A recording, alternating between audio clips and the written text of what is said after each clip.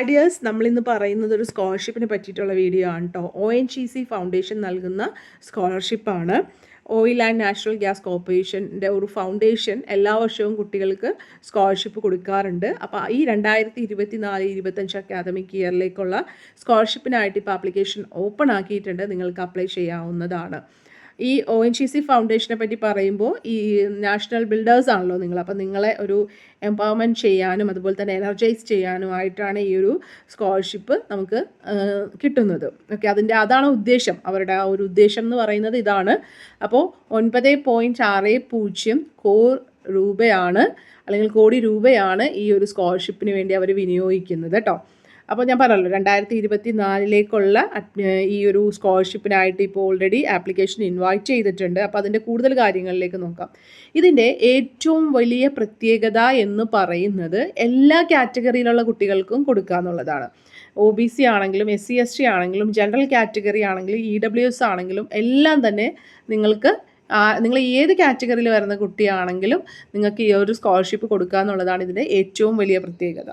പിന്നെ 50% സ്കോളർഷിപ്പ് പെൺകുട്ടികൾക്കായിട്ടാണ് ഇത് മാറ്റി വച്ചേക്കുന്നത്. ഇനി സ്കോളർഷിപ്പിൻ്റെ ഈ എമൗണ്ട് ഇപ്പോൾ കുറച്ച് പേരൊക്കെ ചോദിച്ചു കണ്ടു, ഒരു 30K കൂടുതൽ സ്കോളർഷിപ്പ് കിട്ടുന്ന ഏതെങ്കിലും അല്ലെങ്കിൽ എമൗണ്ട് കിട്ടുന്ന സ്കോളർഷിപ്പുകൾ ഉണ്ടോ എന്നൊക്കെ ചോദിച്ചു കണ്ടു. അപ്പോൾ ഈ ഒരു സ്കോളർഷിപ്പിൻ്റെ എമൗണ്ട് എന്ന് പറയുന്നത് നമുക്ക് ഇയർലി ഓരോ വർഷവും 48,000 രൂപ വച്ചിട്ട് കിട്ടും എന്നുള്ളതാണ്. അപ്പോൾ പ്രത്യേകിച്ച് ഒരു കാര്യം എടുത്ത് പറയാനുള്ളതെന്ന് പറഞ്ഞിട്ടുണ്ടെങ്കിൽ ഇത് ഇപ്പോൾ നിങ്ങൾക്ക് ഒരു പ്രാവശ്യം അതേത് സ്കോളർഷിപ്പ് ആണെങ്കിലും നമുക്കിപ്പോൾ 4 വർഷം ചില സ്കോളർഷിപ്പുകളുണ്ട് ഒറ്റത്തവണ മാത്രം കിട്ടുന്ന സ്കോളർഷിപ്പുകളായിരിക്കും. ലൈക്ക് ഇപ്പോൾ ഡിപ്ലോമ കുട്ടികൾക്ക് ഡോക്ടർ APJ അബ്ദുൽ കലാമിൻ്റെ സാറിൻ്റെ പേരിലുള്ള ഒരു സ്കോളർഷിപ്പ് ഉണ്ട്. അപ്പോൾ അതൊക്കെ നമുക്ക് ഒരു വർഷം മാത്രമേ കിട്ടുള്ളൂ. പക്ഷേ ഇങ്ങനെയുള്ള ചില സ്കോളർഷിപ്പുകൾ നമുക്ക് കണ്ടിന്യൂസ് ആയിട്ട് നമ്മളിപ്പോൾ 4 വർഷത്തെ കോഴ്സാണെങ്കിൽ 4 വർഷവും കിട്ടും. അപ്പോൾ അത് നമ്മൾ ഓരോ വർഷവും പുതുക്കി കൊടുക്കണം. അതിന് കൊടുക്കേണ്ട സമയമാകുമ്പോൾ ചിലപ്പോൾ നിങ്ങൾക്ക് ഒരു SMS വരും, അല്ലെങ്കിൽ നിങ്ങളത് നോക്കിയിട്ട് വെബ്സൈറ്റിൽ കയറി നോക്കിയിട്ട് അത് പുതുക്കി കൊടുക്കണം. എന്നാൽ മാത്രമാണ് നമുക്കത് കണ്ടിന്യൂസ് ആയിട്ട് കിട്ടുള്ളൂ കേട്ടോ. സപ്ലി ഉണ്ടെങ്കിൽ കിട്ടൂല. അപ്പോൾ സപ്ലി വരാതെ നോക്കേണ്ടത് നിങ്ങളുടെ ഉത്തരവാദിത്തമാണ്. സ്കോളർഷിപ്പുകൾ നിങ്ങൾക്ക് കിട്ടണം എന്നുണ്ടെങ്കിൽ കേട്ടോ. അപ്പോൾ നമ്മൾ പറഞ്ഞല്ലോ ഈ ഒരു എമൗണ്ട് 48,000 നമുക്ക് ഓരോ വർഷവും കിട്ടും. അപ്പോൾ നമ്മളത് പുതുക്കി കൊടുക്കണം. പിന്നെ മറ്റൊരു കാര്യം പറയാനുള്ളത്, നിങ്ങൾ ലാസ്റ്റ് ഇപ്പോൾ ഒരു അഡ്മിഷൻ എടുക്കുന്നത് എല്ലാ സ്കോളർഷിപ്പുകളുടെ വീഡിയോ ചെയ്യുമ്പോഴും ഞാൻ പറയുന്ന ഒരു കാര്യമാണ്, നിങ്ങൾ സ്കോളർഷിപ്പുകൾക്ക് കൊടുക്കേണ്ടത് നിങ്ങളിപ്പോൾ ലാസ്റ്റ് ഒരു അഡ്മിഷൻ എടുത്ത് ഇനി എനിക്കിവിടെ മതി, ഞാൻ ഇനി ഇവിടെയാണ് പഠിക്കുന്നത്, ഇനി മാറുന്നില്ല എന്ന് പറഞ്ഞിട്ടൊരു കോളേജിൽ ചേരുമല്ലോ, ആ ടൈമിലാണ് നിങ്ങൾ കോളേജിൽ ഈ സ്കോളർഷിപ്പുകൾക്ക് കൊടുക്കേണ്ടത് കേട്ടോ. അപ്പോൾ അല്ലെങ്കിൽ വെരിഫിക്കേഷനൊക്കെ വരുമ്പോൾ ഇവിടെ ആ കുട്ടി ഇല്ല എന്നുള്ളത് എഴുതിപ്പോയി കഴിഞ്ഞാൽ സ്കോളർഷിപ്പ് ക്യാൻസൽ ആയി പോകും. അപ്പോൾ അതുകൊണ്ടാണ് പറയുന്നത്, നിങ്ങൾക്ക് ആ ഒരു ടൈം നിങ്ങൾ എവിടെയാണോ ചേരുന്നത് ആ ഒരു ടൈമിലുള്ള സ്കോളർഷിപ്പുകൾ നിങ്ങൾ കൊടുക്കുക കേട്ടോ. പിന്നെ മറ്റൊരു കാര്യം എന്ന് വെച്ചിട്ടുണ്ടെങ്കിൽ ചില കോളേജസ് ഒരു സ്കോളർഷിപ്പ് ശരിക്കും പറഞ്ഞാൽ ഒരു കുട്ടിക്ക് ഒരു സ്കോളർഷിപ്പ് വാങ്ങാൻ പാടുള്ളൂ എന്നുണ്ട്. അപ്പോൾ ചില കോളേജസ് ഒരു സ്കോളർഷിപ്പ് കൊടുക്കാൻ പാടുള്ളൂ എന്ന് അതുകൊണ്ട് തന്നെ പറയും. അപ്പോൾ അത് നിങ്ങൾ നോക്കിയിട്ട് നിങ്ങൾക്ക് ഏറ്റവും കൂടുതൽ കിട്ടാൻ സാധ്യതയുള്ളത് അല്ലെങ്കിൽ എമൗണ്ട് ഉള്ളത് എന്നൊക്കെ നോക്കിയിട്ട് നിങ്ങൾ ആ ഒരു സ്കോളർഷിപ്പ് കൊടുക്കാനൊക്കെ ആയിട്ടും ശ്രദ്ധിക്കുക കേട്ടോ. അപ്പോൾ ഈ ഒരു സ്കോളർഷിപ്പിൻ്റെ നമ്മൾ പറഞ്ഞ മറ്റൊരു കാര്യം എന്ന് പറയുന്നത് 48,000 രൂപ വെച്ചിട്ട് നമുക്ക് ഇയർലി കിട്ടും എന്നുള്ളതാണ്. പിന്നെ ഈ ഒരു സ്കോളർഷിപ്പിൻ്റെ കാര്യം പറയുമ്പോൾ കുറച്ച് കാര്യങ്ങളും കൂടി പറയാനുണ്ട്. നമുക്ക് നോക്കാം. ഇത് എഞ്ചിനീയറിംഗ് സ്റ്റുഡൻസിനും MBBS പഠിക്കുന്ന സ്റ്റുഡൻസിനും കൊടുക്കാൻ പറ്റുന്ന ഒരു സ്കോളർഷിപ്പ് തന്നെയാണ്. പിന്നെ MBA master degree course in management ചെയ്യുന്ന കുട്ടികൾക്കും കൊടുക്കാം. പിന്നെ ജിയോളജി ആൻഡ് ജിയോഫിസിക്സിൻ്റെ PG ചെയ്യുന്ന കുട്ടികൾക്കും ഈ ഒരു സ്കോളർഷിപ്പ് കൊടുക്കാനായിട്ട് സാധിക്കും കേട്ടോ. അപ്പോൾ ഇതിന് കുറച്ച് എലിജിബിലിറ്റിയും കൂടി ഇവർ പറയുന്നുണ്ട്. പിന്നെ ഞാൻ എങ്ങനെ അപ്ലൈ ചെയ്യേണ്ടതെന്നുള്ള ആ ഒരു ഇതും കാര്യങ്ങളും കാണിച്ചു തരാം. ആ ക്രൈറ്റീരിയ നമുക്കൊന്ന് നോക്കിയേക്കാം. ഓക്കെ, ഇതിൻ്റെ ക്രൈറ്റീരിയ എന്ന് പറയുന്നത് ഒന്നാമത്തെ കാര്യം, ഈ 2024-25 അക്കാദമിക് ഇയറിൽ പഠിക്കാൻ പോകുന്ന കുട്ടികൾ അല്ലെങ്കിൽ പഠിക്കുന്ന കുട്ടികളായിരിക്കണം. ഇപ്പോൾ നിങ്ങളുടെ ഫസ്റ്റ് ഇയറിൻ്റെ അക്കാദമിക് ഇയർ എന്ന് പറയുന്നത് 2024-25 ആയിരിക്കണം എന്നുള്ളതാണ് ഒന്നാമത്തെ ക്രൈറ്റീരിയ. രണ്ടാമത്തെ, ഇപ്പോൾ UG ലെവലിൽ, അതായത് നമ്മൾ +2 കഴിഞ്ഞിട്ട് എടുക്കുന്ന അഡ്മിഷനൊക്കെ ഉണ്ടല്ലോ, ഇപ്പോൾ എഞ്ചിനീയറിംഗ് ആണെങ്കിലും MBBS UG ഒക്കെ ആണെങ്കിലും നമുക്ക് ഈ +2 മാർക്കാണ് നോക്കുന്നത്. സോ അതിന് 60% മാർക്കെങ്കിലും ഉള്ളവർക്കാണ് അപ്ലൈ ചെയ്യാനായിട്ട് സാധിക്കുള്ളൂ. ഇനി PG MBA അല്ലെങ്കിൽ PG in geology and geophysics ഒക്കെ ആണെങ്കിൽ അതിന് നിങ്ങൾക്ക് ഡിഗ്രി ലെവലിൽ 60% അതിനടുത്തുള്ള CGPO നിങ്ങൾക്ക് ഉണ്ടായിരിക്കണം എന്നുള്ളതാണ് മറ്റൊരു ക്രൈറ്റീരിയ എന്ന് പറയുന്നത്.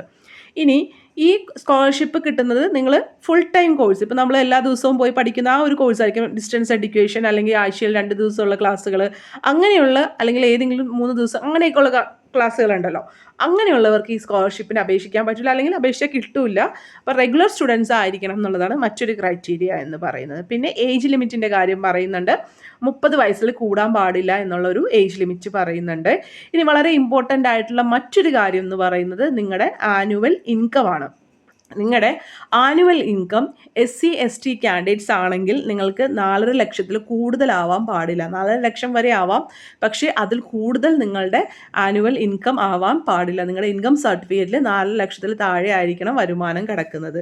SC/ST കാൻഡിഡേറ്റ്സിനാണ് ആ ഒരു വരുമാനം പറയുന്നത്. ഇനി നിങ്ങൾ OBCയോ ജനറൽ കാറ്റഗറിയോ EWSO ആണെങ്കിൽ 2.5 ലക്ഷത്തിൽ കൂടുതൽ അല്ലെങ്കിൽ 2.5 ലക്ഷത്തിൽ കൂടുതൽ നിങ്ങൾക്ക് വരുമാനം ഉണ്ടാവാൻ പാടില്ല. 2.5 ലക്ഷമോ അതിന് താഴെയുള്ള വരുമാനമോ ആണ് നിങ്ങൾക്ക് ഉണ്ടാവുന്നത്. അപ്പോൾ തീർച്ചയായിട്ടും ഇതിൻ്റെ ക്രൈറ്റീരിയ അല്ലെങ്കിൽ പ്രയോറിറ്റി എന്ന് പറയുന്നത് കുറഞ്ഞ വരുമാനവും +2 നല്ല മാർക്ക്. ഇപ്പോൾ എഞ്ചിനീയറിംഗ് പഠിക്കുന്ന സ്റ്റുഡൻസ് അല്ലെങ്കിൽ MBBS ഒക്കെ പഠിക്കുന്നവരാണെങ്കിൽ കുറഞ്ഞ വരുമാനവും അതുപോലെ തന്നെ നല്ല മാർക്കും ഉള്ളവർക്കായിരിക്കും മുൻഗണന ഉണ്ടാവുക. മനസ്സിലാവുന്നുണ്ടോ?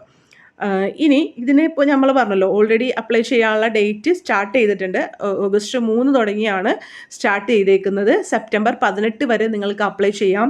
ഇനി ഇൻ കേസ് നിങ്ങൾ സെപ്റ്റംബർ 18 കഴിഞ്ഞിട്ടാണ് നിങ്ങൾ അഡ്മിഷൻ പക്ക ആവുന്നതെങ്കിൽ ആ ടൈമിൽ വെബ്സൈറ്റ് ഒന്നും കൂടി നോക്കുക. അപ്പോൾ ഡേറ്റ് എക്സ്റ്റെൻഡ് ചെയ്തിട്ടുണ്ടോ എന്നുള്ളത് നോക്കുക. എന്തായാലും ലാസ്റ്റ് അഡ്മിഷൻ എടുക്കുന്ന കോളേജിൽ വന്നിട്ട് നിങ്ങൾക്ക് സ്കോളർഷിപ്പ് കൊടുത്താൽ മതി. നിലവിലെ ഡേറ്റ് നമുക്ക് സെപ്റ്റംബർ 18 വരെയാണ് കൊടുത്തേക്കുന്നത്. അപ്പോൾ നമ്മൾ വെബ്സൈറ്റിൽ വന്നിട്ടുണ്ടെങ്കിൽ ഈ നോട്ടിഫിക്കേഷനാണ് ആദ്യം കാണുന്നത്. സോ എന്നിട്ട് നമ്മൾ താഴോട്ട് ഇത് ചെയ്ത് കഴിയുമ്പോൾ നമുക്ക് ഓക്കെ ബട്ടൺ അതിൽ ക്ലിക്ക് ചെയ്യാം. ഓക്കെ, അപ്പോൾ നമുക്ക് ഇതുപോലെ ഈ അപ്ലൈ സ്കോളർഷിപ്പ് എന്ന് പറഞ്ഞിട്ട് ഉള്ള ഒരു കുറച്ച് ടാബ്സ് ഇവിടെ ഇങ്ങനെ കാണും. നമ്മൾ ക്ലിക്ക് ചെയ്യേണ്ടത് സ്കോളർഷിപ്പുകൾക്ക് അപ്ലൈ ചെയ്യാനായിട്ട് നമ്മൾ ക്ലിക്ക് ചെയ്യേണ്ടത് അപ്ലൈ സ്കോളർഷിപ്പ് എന്നുള്ള ആ ഒരു ഇതിലാണ്. അപ്പോൾ നമുക്കിവിടെ കുറച്ച് കാര്യങ്ങൾ കാണിക്കും. അപ്പോൾ നമ്മൾ ഓൾറെഡി പറഞ്ഞല്ലോ, ഈ ONGC സ്കോളർഷിപ്പ് ജനറൽ കാറ്റഗറിക്കും OBC കാറ്റഗറിക്കും അതുപോലെ തന്നെ SC/ST കാറ്റഗറിക്കും കൊടുക്കാമെന്ന് പറഞ്ഞു. UG ലെവലിലും PG ലെവലിലും കൊടുക്കാമെന്ന് പറഞ്ഞു. അപ്പോൾ ഓരോ കാറ്റഗറിക്കും ഓരോ ലിങ്കാണ് ഇവിടെ കൊടുത്തേക്കുന്നത്. ഇപ്പോൾ ONGC scholarship four general category UG 2024-25 എന്ന് പറഞ്ഞിട്ട് ഒരു ലിങ്കാണ്. അതിൽ ക്ലിക്ക് ചെയ്താൽ അവരുടെ ക്രൈറ്റീരിയ എന്താണെന്നുള്ളത് കാണും. ഇനി തൊട്ട് താഴെയായിട്ട് തൊട്ട് താഴെ PGയുടെ ജനറൽ കാറ്റഗറിയിൽ PGയുടെ സ്കോളർഷിപ്പിനുള്ളവർക്ക് മൂന്നാമതായിട്ട് ONGC scholarship four OBC category UG എന്ന് പറഞ്ഞെടുക്കേണ്ട. അപ്പോൾ OBC കാറ്റഗറിയിൽ എഞ്ചിനീയറിംഗ് അതുപോലെ തന്നെ മെഡിക്കൽ അലോട്ട്മെൻ്റ് ഒക്കെ എടുത്തേക്കുന്ന കുട്ടികൾ നമ്മൾക്ക് ഇവിടെയാണ് കൊടുക്കേണ്ടത്. OBC ഈ ഇതിലാണ് ക്ലിക്ക് ചെയ്യേണ്ടത്. അപ്പോൾ ഇതിൻ്റെ റൂൾസ് ഫോർ സ്കീം എന്ന് പറഞ്ഞിട്ട് ഓരോന്നിനും റൂൾ കൊടുത്തിട്ടുണ്ട്. ഇപ്പോൾ ഒന്നാമത്തെ കാര്യം, ഇതൊക്കെ മിക്കതും സെയിം തന്നെ ആയിരിക്കും. അപ്പോൾ ഏതെങ്കിലും ഒരെണ്ണം എടുത്ത് ഞാനിപ്പോൾ പറയാം. അപ്പോൾ OBCയുടെ എടുത്ത് പറയുക. ഓക്കെ, അപ്പോൾ ഇവിടെ കൊടുത്തേക്കുന്ന date of birth, the age limit നമ്മൾ നേരത്തെ പറഞ്ഞു 30 വയസ്സിൽ കൂടാൻ പാടില്ല എന്നുള്ളത് പറഞ്ഞു. ഇൻകം ക്രൈറ്റീരിയ OBCയുടെ 2 ലക്ഷമാണ് പറഞ്ഞേക്കുന്നത് കേട്ടോ. ഞാൻ 2.5 ലക്ഷം എന്ന് പറഞ്ഞൊന്നും ഓർമ്മയില്ല. ഐ തിങ്ക് ഇവിടെ കൊടുത്തേക്കുന്നത് 2 ലക്ഷമാണ് കേട്ടോ. Income not to exceed 2 lakhs per annum എന്നുള്ളതാണ് കൊടുത്തേക്കുന്നത്. ഏത് മെയിൽ ഫീമെയിൽ അല്ലെങ്കിൽ GG ആണെങ്കിലും നിങ്ങൾക്ക് ഈ ഒരു സ്കോളർഷിപ്പിന് അപ്ലൈ ചെയ്യാനായിട്ട് സാധിക്കും. മാർക്ക് 60% ആണ് നമ്മൾ നേരത്തെ പറഞ്ഞത്. 12th നിങ്ങൾ 60% ആണ്. ഇനി ഫുൾ ടൈം കോഴ്സ് ആയിരിക്കണം എന്നുള്ള കാര്യം പറഞ്ഞു. ഇനി നമുക്ക് ഗൈഡ് ലൈൻസ് ഫോർ നിർബന്ധമായിട്ടുള്ള ഡോക്യുമെൻസിൻ്റെ ഗൈഡ് ലൈൻ ഇവിടെ കൊടുത്തിട്ടുണ്ട്, നമ്മൾ അപ്ലോഡ് ചെയ്യേണ്ട. അപ്പോൾ അതിൻ്റെ സാമ്പിൾ ഡോക്യുമെൻ്റ് എന്ന് പറഞ്ഞിട്ട് ഇവിടെ ഒരു ഗ്രീൻ ബോക്സ് കണ്ടോ. അപ്പോൾ നിങ്ങൾക്ക് അതിൽ ക്ലിക്ക് ചെയ്തിട്ടുണ്ടെങ്കിൽ അതിൻ്റെ സാമ്പിൾ ഡോക്യുമെൻറ്റ്സ് കാണാനായിട്ട് സാധിക്കും. അപ്പോൾ ഈ ഡോക്യുമെൻറ്റ്സ് എല്ലാം തന്നെ നിങ്ങൾ നിർബന്ധമായിട്ടും സ്കാൻ ചെയ്ത് കറക്റ്റായിട്ട് PDF ആക്കി JPG അല്ലെങ്കിൽ PNG ഫോർമാറ്റ് ഏതാണോ നിങ്ങൾക്ക് സൗകര്യം ആ ഒരു ഇതിലാക്കി 200 KB കൂടാതെ PDF സൈസ് ആക്കിയിട്ടാണ് അവിടെ അപ്ലോഡ് ചെയ്യേണ്ടത് സ്ഥലത്ത്. അപ്പോൾ നമുക്ക് മാൻഡേറ്ററി ആയിട്ടുള്ള ഡോക്യുമെൻറ്റ്സ് ഏതൊക്കെയാണ്? Admission receipt. നമ്മൾ അഡ്മിഷൻ എടുത്തപ്പോൾ നമുക്ക് കോളേജിൽ നിന്നൊരു റെസിപ്റ്റ് തരും. അത് നിങ്ങൾ സൂക്ഷിച്ച് വെക്കണം എന്ന് പല പ്രാവശ്യം പറഞ്ഞിട്ടുണ്ട്. അത് ഈ സ്കോളർഷിപ്പിൻ്റെ കാര്യത്തിന് മാത്രമല്ല, അല്ലാതെ നിങ്ങൾക്ക് കോളേജുകൾക്ക് പല ആവശ്യങ്ങളും വരും. അപ്പോൾ ആ ഒരു അഡ്മിഷൻ സ്ലിപ്പ് അല്ല, പ്രത്യേകിച്ച് ആ അഡ്മിഷൻ നമ്പറൊക്കെ നിങ്ങൾ നോട്ട് ചെയ്ത് വെക്കുക. അപ്പോൾ ആ ഒരു അഡ്മിഷൻ്റെ റെസിപ്റ്റാണ് ആദ്യം വേണ്ട ഡോക്യുമെൻറ്റ്. നിങ്ങളുടെ ഇമേജ് ഫോട്ടോ ആണ് രണ്ടാമത് വേണ്ടത്. പിന്നെ മറ്റൊരു കാര്യം കാസ്റ്റ് സർട്ടിഫിക്കറ്റ്. നിങ്ങൾ OBC ആണെങ്കിൽ OBC NCL certificate, income certificate. OBC NCLയുടെ സർട്ടിഫിക്കറ്റിൽ ഇൻകം പറഞ്ഞിട്ടുണ്ടെങ്കിൽ അത് തന്നെ ഇൻകം സർട്ടിഫിക്കറ്റിൻ്റെ പ്ലേസിൽ നിങ്ങൾക്ക് അപ്ലോഡ് ചെയ്യാവുന്നതാണ്. നിങ്ങളുടെ ഏജ് പ്രൂഫ് ചെയ്യാനുള്ളത് SSLC സർട്ടിഫിക്കറ്റിൽ അല്ലെങ്കിൽ ബർത്ത് സർട്ടിഫിക്കറ്റ് നിങ്ങളുടെ ഡേറ്റ് ഓഫ് ബർത്ത് പറഞ്ഞിട്ടുണ്ടാവുമല്ലോ. അപ്പോൾ അത് തന്നെ മതിയാവും. കറക്റ്റായിട്ട് PDF ആയിട്ട് അപ്ലോഡ് ചെയ്യുക. പിന്നെ 12th മാർക്ക് ഷീറ്റ് എന്ന് പറഞ്ഞിട്ടുണ്ട്. പിന്നെ ഡിക്ലറേഷൻ ഫ്രം കോളേജ്, അതായത് നിങ്ങൾ ആ കോളേജിൽ പഠിക്കുന്നതാണ് എന്നുള്ള ഒരു ഡിക്ലറേഷൻ. ഈ വെബ്സൈറ്റിൽ ചിലപ്പോൾ ഫോമാറ്റ് ഉണ്ടോ, ഈ സാമ്പിൾ ഡോക്യുമെൻറ്റ്സിൽ ഫോമാറ്റ് ഉണ്ടോ എന്നുള്ളത് നോക്കുക. അല്ലെങ്കിൽ നിങ്ങൾക്ക് കോളേജിൽ നിന്ന് അവിടെ നിങ്ങൾ ഓഫീസിൽ പറഞ്ഞാൽ മതി, അവിടെ നിന്ന് ബോണഫൈഡ് സർട്ടിഫിക്കറ്റോ അല്ലെങ്കിൽ ഡിക്ലറേഷൻ ഫ്രം കോളേജ് എന്നുള്ള രീതിയിൽ ആ കോളേജിൽ പഠിക്കുന്ന കുട്ടിയാണ് എന്നുള്ള ഒരു സർട്ടിഫിക്കറ്റോ അവിടെ നിന്ന് നിങ്ങൾക്ക് അവിടെ അതിൻ്റെ ഫോമാറ്റ് ഉണ്ടാവും. അതായത് അവർ ഓൾറെഡി കുറച്ച് പ്രിൻ്റ് എടുത്തിട്ട് അവിടെ സൈനൊക്കെ ഇട്ട് പ്രിൻസിപ്പളിനെ കൊണ്ട് സൈനൊക്കെ ചെയ്യിച്ച്, ചില കോളേജസ് അങ്ങനെ ഓൾറെഡി പ്രിൻസിപ്പളിനെ കൊണ്ട് സൈനൊക്കെ ചെയ്യിച്ചിട്ട് വെച്ചിട്ടുണ്ടാവും. അല്ലെങ്കിൽ ചിലവർ ആ ഒരു ടൈമിൽ അത് ചെയ്തിട്ട് സാറിനെ കൊണ്ട് സൈൻ സീൽ വെച്ചിട്ടായിരിക്കും തരിക. അപ്പോൾ അങ്ങനെയുള്ള ആ ഒരു ഡിക്ലറേഷൻ ഫോം നിങ്ങൾ കോളേജിൽ നിന്ന് വാങ്ങി നൽകുക. പിന്നെ കോളേജിൻ്റെ ID കാർഡ് വേണം. നിങ്ങൾക്ക് എന്തായാലും ഉടനെ തന്നെ അഡ്മിഷൻ തുടങ്ങി കഴിഞ്ഞിട്ടായിരിക്കുമല്ലോ ID കാർഡ് കിട്ടുന്നത്. സോ കോളേജിൻ്റെ ID കാർഡ് ആ ഒരു പ്രൂഫ് നിങ്ങൾക്ക് വേണം.